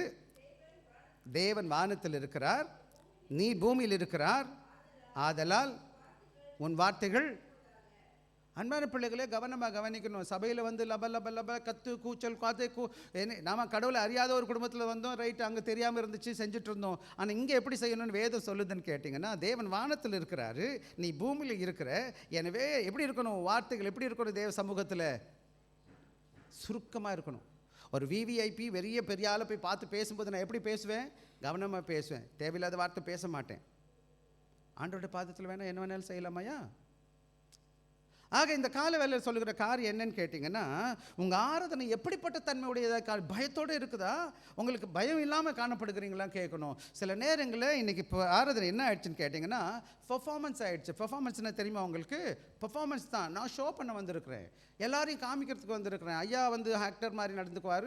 இந்த ஸ்டேஜ் எல்லாம் ஆக்டிங் ஆயிடுச்சு, ஸ்டேஜ் எல்லாம் சினிமா தேட்டர் மாதிரி ஆகிப்போச்சு. இன்றைக்கி நிறைய சபைகள் அப்படி தான் போயிட்டு இருக்கு. அன்பான பிள்ளைகளே, மற்ற சபையை குறித்து நம்ம கவலைப்பட வேண்டியதில்லை. நாம் ஆராய்க்கிற ஆராதனை தேவனுக்கு பிரியமானதா, தேவ சித்தத்தின் அடிப்படையில் இருக்கா என்பதை பார்க்கணும். இங்கே நாதாபு அபி என்ன பண்ணலை, அவங்க தலைவத்துவம் பெரிய அதிகாரத்தில் இருந்தாங்க, அவங்களுக்கு வசதி எல்லாம் இருந்துச்சு, அப்பா பிரதான ஆசிரியராக இருக்கிறார் என்பதனால அவர்களை தேவன் என்ன செஞ்சில்ல, ஒரு கண்ணுக்கு மூடிக்கலை. நம்மளால்னா மூடிடுமா, டே இவர் பாஸ்டர் பிள்ளைடா, என் பாஸ்டர் பிள்ளை என்ன வேணாலும் பண்ணலாமா. யார் சொன்னது, பாஸ்டர் பிள்ளையாக இருந்தாலும் ஆண்டவர் அடிப்பார், பாஸ்டரே அடிப்பார், கடவுள் பிரியமாக செய்யலைன்னா. அடுத்த கதைக்கு போயிடுவோம். 1b வாசிங்கம்மா. ஆக நம்ம வாசிங்க 1b 2, அதே 1வது 2வது பகுதியை வாசிங்க. கர்த்தர் தங்களுக்கு கட்டளையிடாத அந்நிய அக்கினியை அவர்கள் சந்நிதியில் கொண்டு வந்தார்கள். அப்பொழுது அக்கினி போதும். ஆக இங்கே கவனமாக கவனிக்கணும். ஆண்டவர் இந்த கால வேளையில் தேவ சமூகத்தில் நம்ம ஆராதிக்கும்படி வந்திருக்கிறோம்னு சொன்னால் ஆண்டவர் நம்ம இடத்துல எதிர்பார்க்குறது 2 காரியம் இங்கே போட்டுருக்கேன். God demands reverence and obedience. ஆண்டவருக்கு கொடுக்க வேண்டிய கனத்தை கொடுக்க வேண்டும். 2வது வார்த்தைக்கு கீழ்ப்படிய வேண்டும். ஆண்டவர் முட்டாள்கள் பலியிட போல பார்க்கறது கிடையாது. நம்ம ஆராதனை நமக்கு எதுவும் தெரியாமல் எது வேணாலும் செஞ்சால் ரைட்டுன்னு சொன்னீங்கன்னா தயவு செய்து இந்த ரிஃபார்ம் சர்ச் இந்த மாதிரி சபைகளில் தேவனுடைய ஆராதனை ஒழுக்கங்கள் கொடுக்கப்பட்டிருக்கு. ஒழுங்குமுறை இப்படி தான் இருக்கணும், இதைத்தான் செய்யணும், இப்படி தான் பாடணும், இப்படி தான் பேசணும், இப்படி தான் இருக்கணும்னு அழகாக சொல்லப்பட்டிருக்கு. நமக்கு தெரியல என்ன பண்ணுறது. ரெகுலேட்டிவ் பிரின்சிபல்னு சொல்லுவாங்க. என்ன இசைக்கருவி வாசிக்கணும், எப்படி பாடணும், எப்படி பிரசங்கியார் பேசணும், எப்படி சபையை நடத்தணும், பயத்தோட பக்தியோட உண்மையோடு செய்யணும். கடவுளை கிட்டி சேரும்பொழுது எனக்கு தெரியணும், நான் என்னுடைய உலகத்தை படைத்த மகா பரிசுத்தமான ஆண்டவரை நான் பின்பற்ற வந்திருக்கிறேன், ஆராதிக்க வந்திருக்கேன் என்பது உணர்ந்திருக்கணும். ஆக 2வது காரியத்தை நம்ம வந்துடுவோம். அதுக்கு என்ன சொல்லுதுன்னு கேட்டால் சின் ஆஃப் அன்ஆத்தரைஸ்டு வர்ஷிப். அதாவது என்ன பார்க்குறோன்னு கேட்டிங்கன்னா, என்ன பாவம்னு கேட்டிங்கன்னா, தேவனால் அங்கீகரிக்கப்படாத அல்லது அங்கீகரிக்கப்படாத வழிபாட்டின் பாவம். என்ன பாவம்னு பார்த்தோம். 1 B வாசித்தோம். 1 என்ன சொல்லுதுன்னு கேட்டிங்கன்னா, they offered strange fire. என்ன ஃபயர் கொடுத்தாங்களா அந்த வசனம் சொல்லுது, அவர்கள் அந்நிய அக்கினி தூப வர்க்கத்தை போட்டு. என்ன போட்டாங்களாப்பா? அந்நிய அக்கினி. அந்த அந்நிய அக்கினின்னு கேட்ட சம்திங் நாட் கமாண்டட், ஆண்டவரால் கட்டளை கொடுக்கப்படாதது, ஆண்டவரால் சொல்லப்படாத அக்கினி. அப்படின்னா என்ன அர்த்தம்னு கேட்டிங்கன்னா, அவங்க என்ன செஞ்சாங்க என்பதை காட்டிலும் அதான் போட்டிருக்காங்க. the issue is not just what they did, how and why they did. என்ன செஞ்சாங்க, அவங்க என்ன செஞ்சாங்கன்றதோட ஏன் செஞ்சாங்க, எப்படி செஞ்சாங்க என்பது தான் முக்கியம். அவங்க என்ன கொண்டு வராங்க தேவ ஆராதனையில் அங்கே போட்டிருக்கேன் பார்த்தீங்களா, ஒரு சின்ன படம் போட்டிருக்கேன் இந்த பக்கத்தில். அவங்கள ஆண்டவர் சொல்லாத அக்னியை போட்டாங்கன்னு சொல்லுது. அப்போ தேவ சபையில் எது வேணாலும் செஞ்சால் ஆண்டவர் ஏற்றுக்கொள்வாரா? நம்ம சற்று கவனமாக கவனிக்கும். ஆண்டவர் சொல்லாத காரியத்தை, வேதத்தில் சொல்லப்படாத காரியத்தை தேவ ஆராதனை என்பது முதல்லேருந்து நான் சொல்லிட்டேன். ஆண்டவர் உண்டாக்கின ஆராதனை, இந்த ஆண்டவரை எப்படி நடக்கணும், எப்படி செய்யக்கூடாது, என்ன பண்ணணும்னு அழகாக வேதம் முழுவதும் சொல்லப்பட்டு இருக்குது. ஆக தேவன் விருப்பப்படாத சில காரியங்களை, இந்த உலகத்தில் உள்ள காரியங்களை பார்த்துக்கிட்டு சில வேலைகளை புகை போடுறதோ டான்ஸ் ஆடுறதோ என்னென்னமோ பண்ணுறாங்க சபை, மற்ற உள்ள சபைகளில். அது வேதத்தில் இருக்கான்னு கேட்டிங்கன்னா எனக்கு கிடையவே கிடையாது. இப்போ தான் கொஞ்சம் முன்னாடி காமிச்சேன், இந்த கன்றுக்குட்டியை பண்ணிக்கிட்டு என்னென்ன ஆட்டம் ஆடினாங்கன்னு சொல்லிட்டு. எல்லாம் 3000 பேர் சொத்தை தொலைஞ்சு போயிட்டான். தேவன் அருவருப்பான காரியத்தை விரும்புறது கிடையாது. தேவன் சொல்லப்படாத காரியத்தை தேவ திருச்சபைகளை சொல்ல செய்யக்கூடாது. ஆராதனை என்ற பேரில் எது வேணாலும் பண்ணிக்கிட்டு உட்காந்துருப்பீங்கன்னா ஆண்டவர் நாம தூசிக்கப்படுது. ஏன்னு கேட்டால் ஆண்டவர் பரிசுத்தராக இருக்கிறதுனால. அதான் வசனம் சொல்லுது. 10:3 வாசிங்களா இருக்கால, லேவர் 10வது அதிகம் 3வது வசனம். அப்பொழுது மோசே ஆரோனை நோக்கி, என்னிடத்தில் சேருகிறவர்கள் நான் பரிசுத்தம் பண்ணப்பட்டு சகல ஜனங்களுக்கு முன்பாக நான் மகிமைப்படுத்தப்படுவேன் என்றார். அதாவது கவனமாக, நீங்கள் தேவனை ஆராதிக்கிற, நீங்கள் செய்கிற ஆராதனை எதை காமிக்குதுன்னு கேட்டிங்கன்னா, உங்கள் ஆண்டவர் எப்படிப்பட்டவர்னு காமிக்குது. புரியுதா உங்களுக்கு? அவர் மகா பரிசுத்தமானவரா மகா பரிசுத்தம் இல்லாதவரான்னு காமிக்குது. நான் எப்படி வேணாலும் செஞ்சேன்னா என் ஆண்டவர் என்னை போல தான் இருக்கிறாருன்னு அர்த்தம். என்னோட ஆண்டவர் பரிசுத்தராக இருக்கிறாருன்னா அவருடைய சமூகத்தை பயத்தோட பக்தியோடு வருகிறார். ஏன்னா என்னோட ஆண்டவர் எப்படி விரும்புகிறார், என்னை பரிசுத்தமாக இருக்க விரும்புகிறார். அது மாத்திரம் கிடையாது, அதான் சொல்கிறாரு, நான் பரிசுத்தம் பண்ணப்பட்டு நான் மகிமைப்படுத்தப்படுவேன். யார் மூலமாக? உங்கள் மூலமாக. நீங்கள் செய்கிற ஆராதனை எதை காமிக்கும் எனக்கு? எப்படிப்பட்ட ஆராதனை இந்த ஆராதிக்கிறாங்க. வர்றீங்க நீங்கள் சினிமா தேட்டரில் ஆடுற மாதிரி இங்கே வந்து ஆடுறீங்க வச்சுக்கோங்க, பேச்சு இல்லை அங்கே பாட்டு கச்சேரியில் ஆடுற மாதிரி ஆடுறீங்க. இப்போ உங்கள் ஆண்டவர் யார்? நீங்கள் ஆராதிக்கிற ஆண்டவர் எப்படிப்பட்டவராக இருக்கிறார்? கடவுளை அறியாதவன் ஆடுறான், குதிக்கிறான், செஞ்சால் பரவாயில்ல. வேதம் ரொம்ப தெளிவாக இருக்குது, எனக்கு அதை பற்றி பேசுதே. அப்போ நீங்கள் சொல்லுங்கள் பாட்டில் பாடக்கூடாது. நல்லா பாடுங்கய்யா, கவனமாக பாடுங்க, ஞானமாக பாசுங்க, கடவுளை மகிமைப்படுத்துறதா இருக்கட்டும், உங்களை பக்தியில் வழி நடத்துறதா இருக்கட்டுமே தவிர வெறும் குதூகலம் கொண்டாட்டத்திலே காணப்படக்கூடாது. நீங்கள் குதூகலம் இருக்கும்னா சினிமா தேட்டரில் போய் உட்காருங்க, மற்ற நிறைய இடம் இருக்குது, அதுக்கெல்லாம் குதூகலமாகவே இருக்கலாம். தண்ணி போட்டால் கூட குதூகலம் வந்துடும், நிறைய அதான் ஆடிக்கிட்டு கிடக்குறாங்க. இது தேவனை தேடி வந்திருக்கிறேன், தேவனை சந்திப்பதற்காக வந்திருக்கிறேன், தேவ பரிசுத்தமான ஆண்டவரை பார்க்க வந்திருக்கிறேன். நான் இந்த உலகத்தில் பாவமான உலகத்தில் வாழுகிறேன். இந்த பரிசுத்த தேவனை ஆராதிக்கும் போது நான் எப்படிப்பட்டவனா வாழணும், அவரை போல மாறணும். அதானே வேதம் சொல்லிக் கொடுக்குது எனக்கு. நான் பரிசுத்தராக இருக்கிறது போல நீங்களும் நான் விரும்புறதெல்லாம் செய்யலாமா சபைக்குள்ளே? ஆக நான் just worship is not according to the word. எப்படி இருக்கணும்? Worship must be according to the word. என்ன மாதிரி இருக்கணும்னு கேட்டால் வேத வசனம் சொல்கிறவனமாய் காண. நாட் என்னது கேட்டேன், நாட் ஹியூமன் இன்வென்ஷன். மனித கண்டுபிடிப்பு கிடையாது ஆராதனை. எனவே தான் வேதம் சொல்லுகிறது அதாவது யோவான் 4வது அதிகாரம் 24வது வசனம் சொல்லுது. நான் வாசிக்கட்டுமா? வாசிக்க. எனக்கு தேவன் ஆவியாக இருக்கிறார், அவரை தொழுது கொள்ளுகிறவர்கள் ஆவியோடும். ஆக நானும் நல்லா புரிஞ்சுக்கணும், ஆண்டவர் ஆராதிக்கிறேன். நான் இன்றைக்கி ராத்திரி இதை குறித்து தான் நான் பேச இருக்கிறேன். வேணா ஈவினிங்கில் காலையில் வராதுங்க, சாயங்காலம் வந்தீங்கன்னா வாங்கினா அதை குறித்து நம்ம சிந்திப்போம். என்ன சொல்ல வருகிறேன்னு கேட்டிங்கன்னா, என்னோடய ஜபத்தோடும் வேத வசனத்தோடும் ஆண்டவருக்கு பிரியமான காரியங்களை செய்கிற சபையாக காணப்படணுமே தவிர, வேத வசனம் சொல்லப்படாத காரியங்களை செய்து எனக்கு விருப்பமான ஒரு ஆராதனை ஏற்படுத்தி அது தேவனுடைய ஆராதனை சொல்லக்கூடாது. இதுதான் இந்த ஆதாபம் அபியோகம் சொல்கிறாங்க. நாதாபியூபம் என்ன பண்ணுறாங்கன்னு கேட்டிங்கன்னா, அதான் வேதம் சொல்லுது பாருங்கள். 2வது பகுதி நான் வாசிக்கிறேன். அவங்க தன் தூபகலத்தை எடுத்து அவர்கள் அக்கினியையும் அதன் மேல் தூப வர்க்கத்தையும் போட்டு கர்த்தர் தங்களுக்கு கட்டளையிடாத அந்நிய அக்கினியை அவர்கள் சந்நிதியில் கொண்டு வந்து என்ன செஞ்சாங்க? சந்நிதியில் கொண்டு வந்தார்கள். என்ன பண்ணினாங்க? தனக்கு விருப்பமான ஒரு தூபகத்தை எடுத்துட்டான், அதில் என்ன அக்னியை போட்டான், அப்போ தூபவர்க்கத்தை போட்டுட்டான், அதை தேவ சமூகத்தில் அவன் கொண்டு வந்துட்டான். என்ன பேரில்? இதுதான் எங்கள் ஆராதனை, this is our worship for you God அப்படின்னு சொல்கிறது. ஆக நானும் நீங்களும் God calls to worship in prescribed way, prayer, word and sacrament and praise. தேவ ஆராதனை, தேவ துதி இருக்கணும், ஜெபம் இருக்கணும், வேத வசனம் இருக்கணும், திருவிருந்தோ ஞானஸ்தானமோ காணப்படணும். எல்லாத்துக்கும் மேலே அவரை துதிக்கிற துதி காணப்படணுமே தவிர, உள்ளத்தின் ஆழத்துலேருந்து அந்த துதி வரணுமே தவிர, வெறும் வாயில், வெறும் வார்த்தையில், வெறும் உதட்டிலேருந்து வரக்கூடாது. அது எனக்கு சந்தோஷத்தை கொடுக்கறத காட்டிலும் என்னை ஆண்டவருக்கு பிரியமானதை மாற்றுகிறதாய் காணப்பட வேண்டும். அடுத்த கதைக்கு போயிடுமா? நேரம் ஆச்சுல. ஆக நம்முடைய தேவ சபைகளில் விசேஷமாக சபை ஒழுக்கம் இருக்குது. சபையில் இப்படி தான் ஆராதிக்கணும் என்பது இந்த திருச்சபை ட்ரை பண்ணுறோம். நம்மகிட்ட குறைகள் இருக்குது. நிச்சயமாக நாமளும் பல வேலைகள் தவறி இருக்கிறோம். ஜபத்தோடு வாங்க, ஆண்டவர்கிட்ட மன்னிப்பு கேளுங்க, ஒப்பு கொடுங்க, ஒப்புரவாங்க, முயற்சி செய்யுங்க ஆண்டவரை கனப்படுத்துறதுக்கு. உங்கள் சபைக்கு வந்தவங்க மற்றவங்க யாராச்சும் ஒரு கடவுள் அறியாதவங்க ஒருத்தர் வர்றாங்க, அவங்க சொல்லணும், டே இங்கே கடவுள் இருக்காருப்பா, நான் உணர்றேன்ப்பா. ஏன்னா பயத்தோடு இருக்கிறாங்கப்பா, யாரோ கடவுள் இருக்கிறத உணர்ந்துட்டு. சில சபைகளில் போனால் கத்துவாங்க, கூச்சல் போடுவாங்க, எப்போ வேணாலும் எந்திரிச்சு போவாங்க, எப்படி வேணாலும் பண்ணலாம், என்ன வேணாலும் பண்ணிக்கலாம், யார் வேணாலும் எப்படி வேணாலும் பண்ணிக்கலாம்.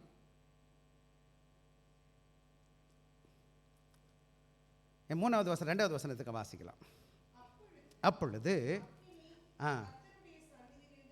புறப்பட்டு பட்சித்தது. ஆக கவனமாக கவனிக்க வேண்டிய பாடம் என்னன்னு கேட்டிங்கன்னா, எப்பொழுது நல்ல வேலை இந்த காலங்களில் தேவனுடைய அனுகிரகத்தின் காலம் இருக்குது. நானும் நீங்களும் என்ன செஞ்சுட்டோம்? ஆண்டோட பெரிதான கிருபைனா நம்ம எதை செய்தாலும் தேவன் மன்னித்துட்டு இருக்கிறார். ஆனால் இது அப்படியே நடக்கும், அப்படியே இருக்கும்னு நினைக்க வேண்டாம். வேதத்தில் வாசிக்கலாம். எனக்கு இன்னொரு வேத பகுதி லேவியர் 9:24 வாசிங்க.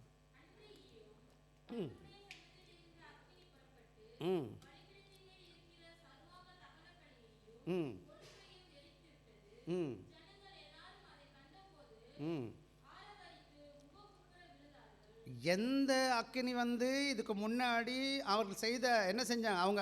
அவங்க கொடுத்ததானே எல்லா பலியும் ஆண்ட அங்கீகரித்து ஆசீர்வதித்தாரோ அதே அக்கினி இப்போ வந்துச்சு. இப்போ என்ன செஞ்சிச்சு? அவங்கள எல்லாத்துக்கும் கீழ்ப்படியாததுனால அவங்கள நியாயம் தீர்த்துச்சு. கடைசியில் ஒரு நாள் நல்லா புரிஞ்சுக்கங்க, அக்னின்னு சொன்னாலே நியாய தீர்ப்பு இருக்குது அன்பான பிள்ளைகளே. ஆனால் அதே அக்னி என்னுடைய வாழ்க்கையில் ஆசீர்வாதமாக இருந்திருக்கு. ஆண்டவராக ஆவியானவர் என்ன செஞ்சு எனக்கு தேவ கிருபை தந்திருக்கிறார். ஒரு நாள் வரும், நத்தமும் என்ன செய்யுது? நரகம் எதை காமிக்குது? அக்னியும் கந்தகம் எரிய நரகம். எது? ஆண்டவருடைய நியாய தீர்ப்பு. இங்கே பார்த்தீங்கன்னா அவங்க என்ன செய்யலைன்னு கேட்டிங்கன்னா, அவங்க கீழ்ப்படியாமல் ஒரு நிமிஷம் தான் போனாங்க. என்ன நடந்துச்சுன்னா, உடனே கொஞ்சம் நிமிஷத்தில் என்னாச்சு? ஒரே நொடியில் அங்கே அடிக்கப்பட்டு செத்து போயிட்டாங்க. ஆக தேவன் நல்லா புரிஞ்சுக்கணும், தேவனோட பரிசுத்தத்தை நம்ம என்ன பண்ணக்கூடாது? கேலி பண்ணக்கூடாது. நான் ஆண்டவர் இங்கே யாரும் சும்மா சாதாரண வேலைக்காரன் மாதிரி நினச்சிக்கிறது, நான் எது வேணாலும் பண்ணலான்னு நினச்சிட்டு உட்காந்துருப்பீங்கன்னா, நீங்கள் தேவனை பரிசுத்த சமூகத்தில் பரிசுத்த தேவனை உணராதபடி உட்காந்துருக்குறோம். என்ன நினைக்கிறோன்னா, என்னுடைய சுயத்தை நான் விரும்புகிறேன்.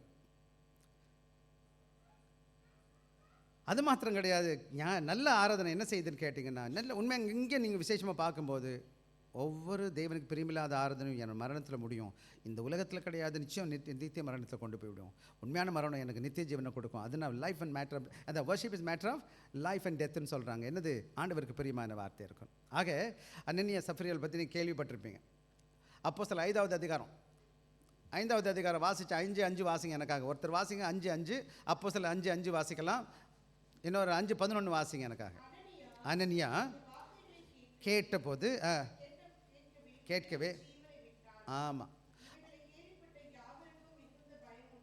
அங்கே பார்த்தீங்கன்னா அனனியா சப்பீரான்னு 2 பேர் இருக்காங்க. ஆதி திருச்சபையில் முதல் நூற்றாண்டில் அவங்க என்ன பொருளை விற்கிறாங்க. அவங்க இடத்த விற்றுட்டு வந்து கொஞ்சம் காசை பாக்கெட்டில் வச்சுக்கிறாங்க. கொண்ட காசை வந்து என்ன செய்கிறாங்க, கொண்டு வந்து அப்போ பேதுரு அப்போஸ்தலருக்கு கொடுக்குறாங்க. அப்போஸ்தலர் கேட்குறாங்க, இதாப்பா எல்லாம் வித்தியா? ஆமாம் எல்லாத்தையும் விற்றேன்னு போய் சொல்கிறான். அப்போவே சொல்கிறாரு, எப்பா நீ விற்கிறதுக்கு முன்னாடி உன்னோட தாப்பா இருந்துச்சு, ஏப்பா இங்கே வந்து போய் சொல்கிற? சொல்லியிருக்கலாமே எல்லாமே எனக்கு வேணும்னு சொல்லி வச்சுட்டு எடுத்துகிட்டு போ. எதுக்கு? பேர் வாங்குறதுக்கு விரும்புகிறான். எல்லாத்தையும் விற்றுட்டு நல்ல பேர் வாங்கணும்னு ஆசைப்படுகிறான். இங்கே மாயமரமான கடவுள்கிட்ட பிள்ளைங்க. இன்னொரு நாளைக்கு இதை குறித்து பேசும். 11 கூட வாசிங்க எனக்காக. அது 10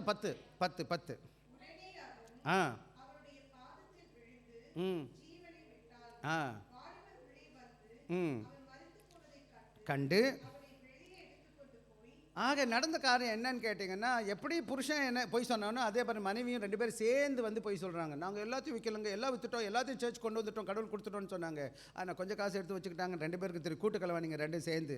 இன்றைக்கி நிறைய கிறிஸ்தவ சபையில் நம்ம மக்களை எப்படி பார்க்குறோம், அந்த அனனியா சப்பீரா மாதிரி நடிக்கிறவங்க ரொம்ப நல்லவங்களாம் நடிப்பாங்க. ஓ தோத்திரம் ஆண்டவரே, அல்லேலூயா ஆண்டவரே, ஆமென் ஆண்டவரே. உள்ளுக்குள்ளே பார்த்தா பேயும் பிசாசும் உட்காந்துருக்கும் கூட. வாயில் வெளியில் போய் பார்த்தீங்கன்னா சண்டை சச்சரவு வம்பு வழக்கு திருட்டு வேலையெல்லாம் பண்ணுறது, அயோக்கிய வேலையெல்லாம் பண்ணுறது. கடவுள் பார்த்துட்ருக்கார். நீங்கள் நினைக்கலாம் உள்ளே தான் நம்ம இங்கே சர்ச்சுக்குள்ளே நடிக்கலாம், மக்களுக்கு முன்னாடி நம்ம நல்லா நடிக்கலாம். நிறைய பேர் ரொம்ப நான் வந்து அங்கே நிறைய கூட்டத்தில் இருந்து வந்திருக்கேன். நிறைய கடவுள் பிள்ளைகளை பார்த்துருக்கேன். ஸோ இப்போ நான் அடுத்தவங்களை பற்றி பேசுகிறது என்னோட கனவு கிடையாது. என்னை நான் யோசித்து பார்க்குறேன். இன்றைக்கி உங்களுக்குலாம் பிரசங்கம் இருக்கோ இல்லையோ, நான் அங்கே உட்காந்துட்டு கூட ஜெபிக்கிறேன். ஆண்டவரே நான் பிரசங்கம் பண்ணுறதில்லை ஆண்டவர், இது எனக்கு பாடம்ப்பா. மற்றொன்று சொல்கிறேன்னு இல்லை, இது யாருக்கு பாடம்? எனக்கு இல்லை. நான் சுத்தமாக இருக்கணுமா இல்லையா, பரிசுத்தமாக இருக்கணுமா வேணாமா? எனக்கு பயப்படுறேன் இந்த இடத்த நிற்கிறதுக்கு. நம்ம தப்பாக பண்ணிட்டா போடு, எனக்கு தான் விழுகும். இப்போ பார்த்தீங்களா, யாருக்கு இங்கே விழுந்துச்சு? அது ஆசிரியர்களுக்கு தான் அங்கே விழுந்துச்சு.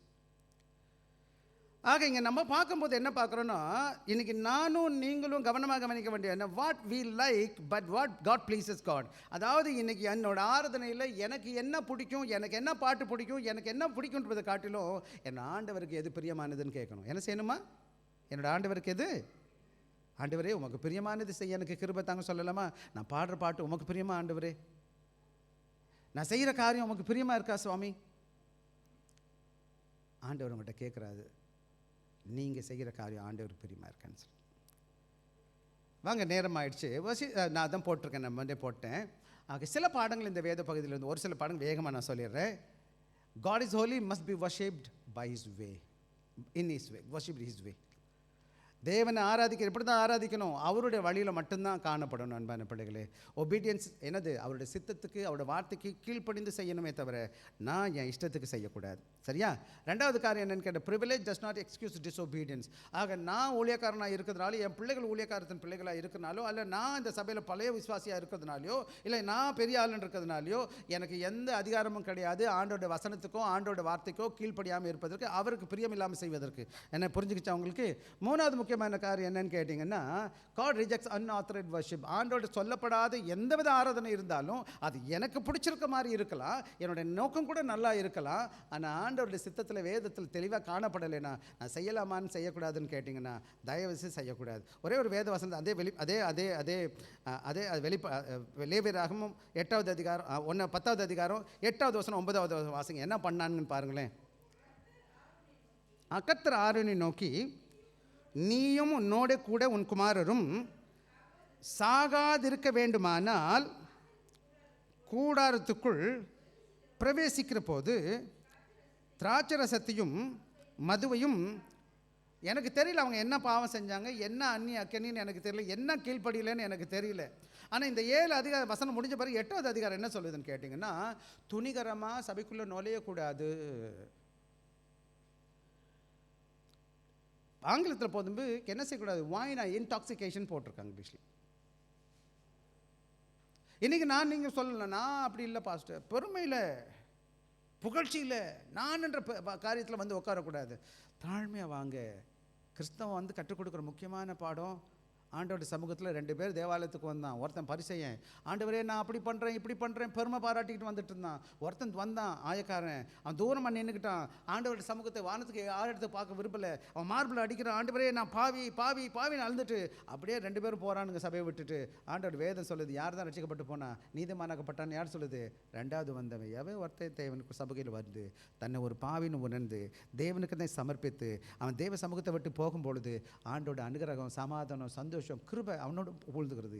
ஏன்னா அவன் ஆண்டவருக்கு ஒப்பு கொடுக்குறான், சமர்ப்பிக்கிறான் வாழ்க்கை. தேவனுக்கு பிரியமில்லாத காரியம் செய்து மறந்துடாதீங்க, செய்யாதீங்க. அது மாத்திரம் கிடையாது. worship must be reverent, not careless. பயத்தோட பக்தியோட.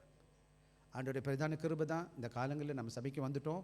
பொதுவாக இவ்வளோ வருட காலங்களில் ஆண்டோடைய கிருபையாக நான் முடிஞ்ச மட்டும் ட்ரை பண்ணுறோம். நான் முயற்சி செய்கிறேன். ஆண்டோடைய காரியத்தை ஆண்டவர் பிரியமாக ஆண்டோட கனப்படுத்துறதா இருக்கட்டும். நான் செய்கிற ஒவ்வொரு காரியமும் என்னுடைய ஆண்டவரை உயர்த்தி காமிக்குதான் பாரு. பல வேலைகள் எனக்கும் பிள்ளைங்களுக்கு சில வேலைகள் மன கஷ்டம் வரும். எதுக்கு? ஒரே ஒரு காரணம் என்ன, நான் ஆண்டவருக்காக நிற்கும் பொழுது நிச்சயம் எனக்கு பிடிக்காது தான். நான் என்ன பண்ண முடியும்? நான் கடவுளுக்காக நிற்க பார்ப்பேன். அதே போல் இன்னொரு முக்கியமான காரியம் சொல்லிட்டு போயிடலாம். God's judgment is real. ஆண்டவர் நியாயம் தீர்ப்பார்னா உங்களுக்கு நல்லா புரிஞ்சுக்கோங்க. நம்ம எல்லாரும் நியாயம் தீர்ப்பார். ஆண்டவர் நியாயம் தீர்ப்புக்கு எக்ஸ்கியூஸ் கிடையவே கிடையாது. He is going to judge us. நான் செஞ்ச என்ன இருந்தாலும் நீங்கள் செஞ்சதாக இருந்தாலும். வாங்க இன்னொரு முக்கியமான காரியத்தை சொல்லி நம்ம என்ன செய்யலாம். கீ பிரின்சிபல் இன் வர்ஷிப் என்ன செய்யணும் அப்படின்னு பார்த்தீங்கன்னா, God centered, not man centered. சபை ஆராதனை எதன் மையமாக வச்சிருக்கணும்? தேவனை மையமாக வைத்த திருச்சபையாக இருக்கணுமே தவிர மனிதனுக்கு விருப்பமானதை செய்கிறது திருச்சபையாக இருக்கக்கூடாது. இன்றைக்கி பிரசங்கம் நிறையா சபைகளில் நடக்கும். என்ன செய்யணும், அற்புதம் நடக்கும், அது செய்யலாம் இது செய்யலாம், ஊர் போகலாம் அந்த ஊர் போகலாம், என்னென்னமோ கற்றுக் கொடுப்பாங்க. நம்ம இங்கே அதெல்லாம் பேசுகிறதில்ல. காரணம் என்னென்னு கேட்டால் ஆண்டோட வசனம் அதை சொல்லிக் கொடுக்கல.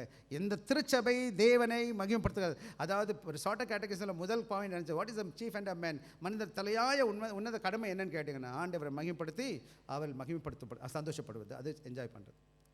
To glorify him and enjoy him forever. இன்னைக்கு நம்முடைய வாழ்க்கையில் நம்முடைய அதான் what is worship about God's glory, not entertaining or feeling. அது போட்டிருக்க பார்த்தீங்களா? வர்ஷிப்னதுக்கு தேவனை மகிமைப்படுத்துகிறதாய் காணப்பட வேண்டும். அது மாத்திரம் கிடையாது. என்ன ஸ்பிரிட் அண்ட் ட்ரூத், என்னது ஸ்பிரிட் இந்த ஸ்பிரிட் இன் ஸ்பிரிட் அண்ட் ட்ரூத்னு சொல்லுவாங்க. Worship must be sincere, heart and spirit and according to the word, the truth. தேவ ஆராதனை என்பது உண்மையான உணர்வோடு கூட உள்ளத்தின் ஆழத்தில் இருந்து ஆண்டவருக்குள்ளே நிறைந்த சபையில் வேத வசனத்துக்கு கீழ்ப்படிந்து நடக்கணுமே தவிர நான் இஷ்டத்துக்கு ஜீவிக்கூடாது.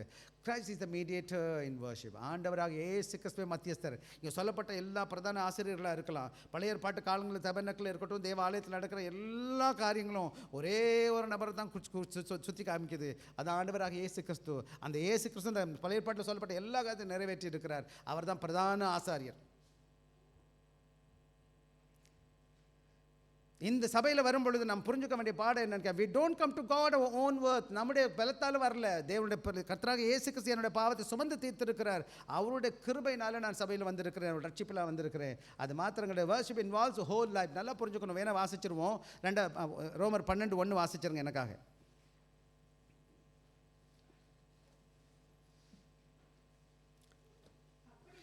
அப்படி இருக்க சகோதரரே, நீங்கள் உங்கள் சரீரங்களை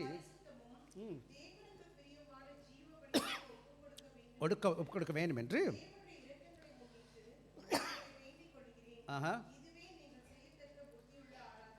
ஆக நானும் நீங்களும் தேவனுக்கு உண்மையான ஆராதனை என்பது சில வேலைகளில் பாடுறதோ சண்டையில் கூடி வர்றது மாத்திரம் கிடையாது. Living daily in obedience and devotion. ஒவ்வொரு நாளும் ஆண்டவருக்காக விசேஷம் புரிஞ்சுக்கங்க. இந்த வேத பகுதி நல்லா வாசிங்க. ஒவ்வொரு நாளும் ஆண்டவருக்காக வாழ்வது, தேவ ஆராதனைக்கு வருவது நல்லது, பாட்டு பாடுறது நல்லது, கர்த்தருடைய வார்த்தை கேட்பது நல்லது, காணிக்கை கொடுப்பது நல்லது. ஆனால் அது அடுத்த 6 நாள் ஆண்டவருக்காக வாழ்கிறது ரொம்ப முக்கியம். ஆக முடிக்கலாமா? இந்த விசேஷமாக லேவியர் 10வது அதிகாரம் எனக்கு சொல்லுது, கர்த்தர் பரிசுத்தராக இருக்கிறார், அவர் ஆராதனை மிகவும் தீர்வியமாக கருத்துள்ளதாக காணப்பட வேணும், ஆண்டவர் ஆராதனை அவருக்கு பிரியமாக செய்யப்படணும். முக்கியமான 3 காரியங்களை சொல்ல விரும்புகிறேன். Worship and reverence and obedience. கர்த்தருக்கு பயத்தோடு பக்தியோடு அவர் கீழ்ப்படுதலுள்ள தேவனை ஆராதிக்க பாருங்கள். அவருடைய ஆராதனை அவருடைய வார்த்தையின் படி காணப்படட்டும், அவருடைய வேத வசனத்தின் படி. நான் என்னுடைய விருப்பப்படி செய்யக்கூடாது. அப்புறம் கிறிஸ்து என்ன செய்ய, இயேசு கிறிஸ்துவின் வாயிலாக நான் என்ன செய்யணும்? அவர் தான் பிரதான ஆசிரியராக இருக்க, அவருக்கு பிரியமாக நான் செய்வதற்கு ஒப்புக் கொடுக்கலாம். வாங்க நம்ம எல்லாம் கண்ணை மூடி ஜெபிப்போமா? தயவு செய்து நம்முடைய ஆராதனையில் தேவனுக்கு பிரியமான ஆராதனை இருப்பதற்கு ஒப்புக் கொடுக்கலாம். வாங்க எல்லாரும் கண்ணு மூடி ஜெபிப்போம். ஜீவனுள்ள கர்த்தாவே, இந்த நாளுக்காய் நன்றி செலுத்துகிறோம். நீர் எங்கள் தேவனாக இருக்கிறீர், நாங்கள் உங்கள் பிள்ளைகளாக இருக்கிறோம். நீர் மகா உன்னதராக பரிசுத்தராக இருக்கிறீர். நாங்கள் பயத்தோடு பக்தியோடு உம்மை ஆராதிப்பதற்கும் உம்மை பின்பற்றி வருவதற்கும் கர்த்தர் கிருபை தார். கர்த்தருடைய வார்த்தை கேட்பதற்கு மாத்திரமல்ல ஆண்டவரே, அதை கீழ்ப்படியவும் அதை செய்யவும் கிருபை பாராட்டும்படியாக ஒப்புக் கொடுக்கிறோம். தகுதியுள்ள முறையில் ஆண்டவரே உம்மை ஆராதிக்க எங்களுக்கு கிருபை பாராட்டும். நீரே ஆசீர்வதியும், கிருபையை மூடி மறைத்துக் கொள்ளும். இயேசு கிறிஸ்துவின் இனிய நாமத்தில் கேட்கிறோம் நல்ல பிதாவே, ஆமென்.